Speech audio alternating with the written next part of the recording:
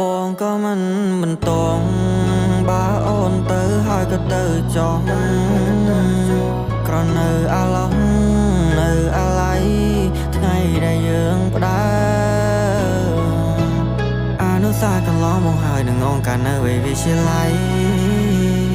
ពេលវេលាដែលមានតម្លៃ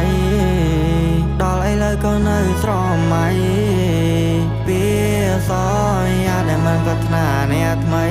ចង់ក្រោយនេះទៅក៏ទៅអ្នកនៅក៏នៅតែរីងរៃអូនភ្លេចពាក្យសំដីថាវាគ្មានន័យសម្រាប់